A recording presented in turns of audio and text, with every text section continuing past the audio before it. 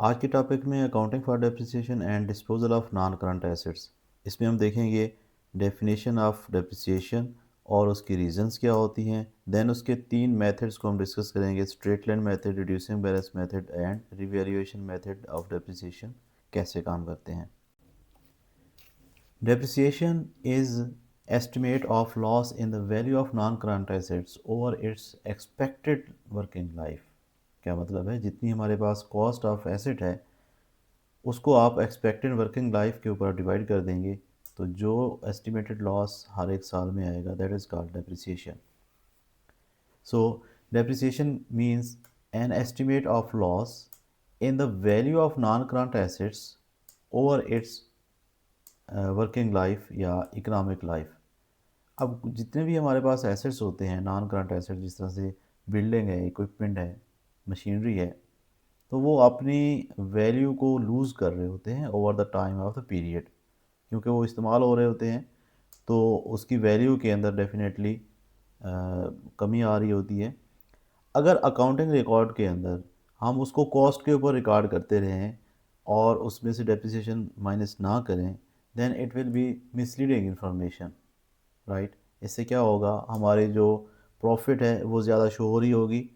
सो इसकी जो estimated loss है उसको रिकॉर्ड करना बहुत ही ज़रूरी है, नेसेसरी है। अब ये जो डेप्रिसिएशन होती है it is basically estimated loss. Again estimated के वर्ड हम यूज़ कर रहे हैं। एग्जैक्ट लॉस का कब पता चलता है, व्हेन एसेट इज़ डिस्पोज्ड और सोल्ड। अब कितने का वो एसेट जाके बिकता है उस वक्त हमें पता चलेगा कि एग्जैक्टली उसमें प्रॉफिट हुआ है या लॉस हुआ है। But depreciation is basically estimated loss in the value of non current assets over a working life years. उसके कितने हैं उसके ऊपर आप डिवाइड कर देते हैं। Purchase of non current asset is a capital expenditure, और इसकी जो डेप्रिसिएशन होती है उसको हम उस सेवरल ईयर्स के अंदर एवरी मंथ जो हम बेनिफिट ले रहे होते हैं उसके अगेंस्ट उसको मैच करते हैं। This means the cost of non current assets is separate over the years which benefit from the use of the asset. जो हमने एक एसेट से बेनिफिट लिया उसके अगेंस्ट हम उसको रिकॉर्ड करते हैं। This basically is based on the principle of prudence concept. जो हमारे डेप्रिसिएशन की अमाउंट होती है उसको हम जो चार्ज कर रहे होते हैं, ये कौन सा रूल हम यूज़ कर रहे होते हैं, ये हम प्रूडेंस कॉन्सेप्ट का रूल यूज़ कर रहे होते हैं। Now the causes of depreciation. Causes of depreciation में मेन 4 कॉजेज़ ऑफ डेप्रिसिएशन यहाँ पे हम डिस्कस करेंगे, जिसके अंदर पहली होती है फिजिकल डिटोरिएशन, दूसरी है इकोनॉमिक रीज़न, तीसरी है पैसेज ऑफ टाइम और चौथी हमारे पास है डिप्लेशन। अब इसमें फिजिकल डिटेरियरेशन का मतलब होता है कि wear and tear of asset because of normal use. तो इसके अंदर जो रस्ट है या जो डिके है या इस तरह की जो वेयर एंड टेयर होती है किसी भी एसिड के अंदर, उसकी वैल्यू कम हो रही होती है। This is basically physical deterioration of depreciation. दूसरी कॉज डेप्रिसिएशन की क्या हो सकती है, इकोनॉमिक रीजंस होती हैं कुछ। अब जस्ट लाइक हमारे पास कोई एसेट हैं जो सॉफ्टवेयर से रिलेटेड हैं या टेक्नोलॉजी से रिलेटेड हैं, जैसे ही न्यू सॉफ्टवेयर उस तरह के जी आ जाते हैं मार्केट के अंदर, जो ओल्ड सॉफ्टवेयर हैं उनकी वैल्यू कम हो जाती है। तो इकोनॉमिक रीजंस में ये है कि non current of assets become inadequate as it is no longer meets the needs of the business, right. और इसको आप ये कह सकते हैं कि जो पुराने हमारे पास सॉफ्टवेयर हैं या टेक्नोलॉजी है वो ऑब्सलीट हो जाती है और न्यूअर सॉफ्टवेयर जो टेक्नोलॉजी है या मोर एफिशिएंट टेक्नोलॉजी है एसेट वो आ जाते हैं। तो इस तरह से भी एक एसेट की डेप्रिसिएशन हो जाती है।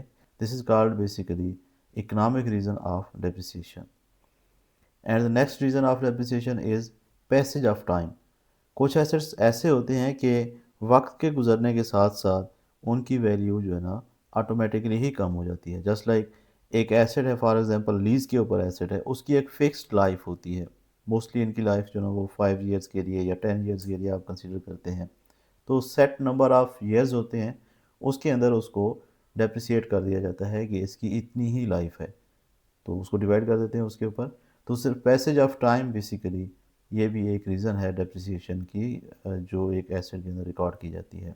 And next reason of depreciation is depletion.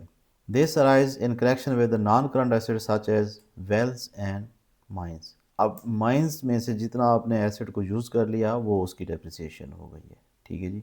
This reduces the value of asset taken from the asset. जितना वैल्यू आपने उसमें से ले ली है, जस्ट लाइक वेल्स हैं, कोई ऑयल के वेल्स हो सकते हैं या कोई मेटल के माइंस हो सकती हैं, उनकी डेप्रिसिएशन कैसे चार्ज की जाती है, उसमें से जितनी एसेट्स की आपने वैल्यू निकाल ली है वो उसकी डिप्लीशन में आ जाती है। तो एग्ज़ाम क्वेश्चन कैसे आएंगे इसके अंदर? एग्ज़ाम क्वेश्चन इसमें कैसे आते हैं? एक है हमारे पास सिंपल 4 मार्क्स का आता है, explain the meaning of depreciation. और दूसरा क्वेश्चन है explain how the depreciation is application of matching principal. और उसके बाद 4 causes of depreciation of non current assets, ये आपने इस तरह से एक्सप्लेन करना होता है।